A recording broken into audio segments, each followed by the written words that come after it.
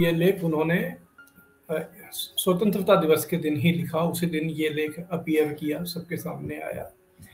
और ये बहुत साफ है कि इसके जरिए उन्होंने देश में एक नई बहस खड़ी करने की कोशिश की है। बल्कि बहस भी खड़ी करने से ज़्यादा मैं ये कहूँगा कि उन्होंने सरकार का क्या इरादा है, क्या चाहती है सरकार, इसको लोगों के सामने रख दिया है खुलकर।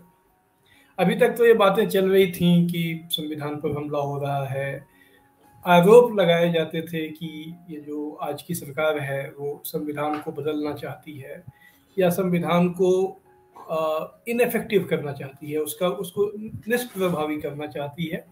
ये सारे आरोप लगाए जा रहे थे। लेकिन अब विवेक देबरॉय, जिनको कि आज की सरकार का एक प्रमुख इंटेलेक्चुअल समझा जाता है, बौद्धिक बुद्धिजीवी समझा जाता है, वो प्रधानमंत्री की आर्थिक सलाहकार परिषद के अध्यक्ष। और ऐसा हम लोगों ने पिछले कुछ समय में देखा है कि सरकार की तरफ से जब कोई नई पहल करनी होती है, कोई नया एक विचार रखना होता है, तो उसके लिए विवेक देबरॉय आगे आते हैं और वो पहले उस बात को कहते हैं और फिर उसके बाद उसको लेकर एक चर्चा शुरू कर दी जाती है और फिर उसको आगे बढ़ाया जाता है। चूँकि सरकार के पास बहुमत है और राज्यसभा में भी उसके पास सदस्यों का इंतजाम है, जितनी संख्या चाहिए, तो अक्सर उन चीज़ों को पास करा लिया जाता है। इसलिए इस बात को हम लोगों को ध्यान में रखना चाहिए कि ये जो विवेक देबरॉय ने जो बात कही है उस पर गंभीरता से हम लोगों को बातचीत करनी चाहिए।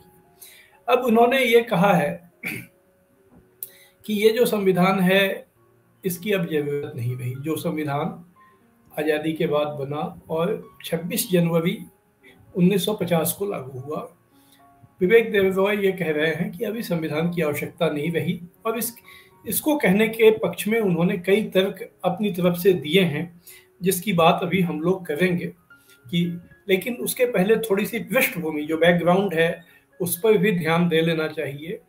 पिछले कुछ समय से ये जो एक संविधान का सुप्रीम कोर्ट ने डिफाइन किया था 1973 में, कि सुप्रीम कोर्ट का एक बेसिक स्ट्रक्चर है और बेसिक स्ट्रक्चर को नहीं बदला जा सकता है, पार्लियामेंट भी नहीं बदल सकती है।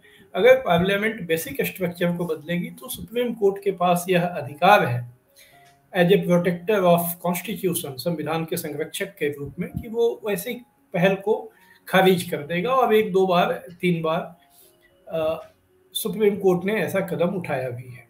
तो इस बात को पहले ध्यान में रखना चाहिए। तो ये जो बेसिक स्ट्रक्चर का कॉन्सेप्ट है, ये पिछले कुछ समय से इस पर अटैक हो रहा है। आज के हमारे जो उपराष्ट्रपति हैं और राज्यसभा के सभापति जगदीप धनखड़ ये सवाल उठा चुके हैं। और अभी जो पार्लियामेंट का सेशन खत्म हुआ उसमें जो former chief justice of India Gogoi साहब, रंजन गोगोई, जो वो थे चीफ जस्टिस थे और अब राज्यसभा में मेंबर हैं। आमतौर पे वो बीजेपी के साथ ही रहते हैं, बीजेपी की ही बातें कहते हैं, नॉमिनेटेड मेंबर हैं।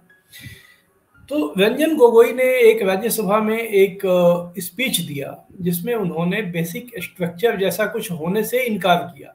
ये दीगर बात है कि जब वो चीफ जस्टिस थे तब उन्होंने जो भाषण दिए थे उसमें उन्होंने बेसिक स्ट्रक्चर का समर्थन किया था, बेसिक स्ट्रक्चर के कॉन्सेप्ट का।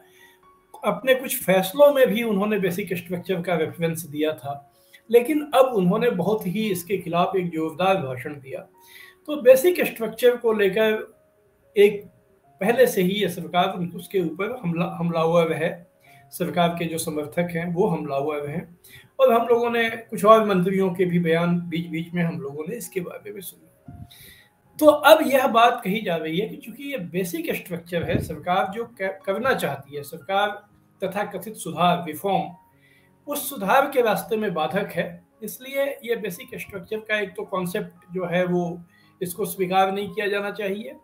लेकिन अगर ये बेसिक स्ट्रक्चर है तो अब विवेक देबरॉय साहब ये कह रहे हैं कि अब ये पूरे कॉन्स्टिट्यूशन को ही बदल देना चाहिए।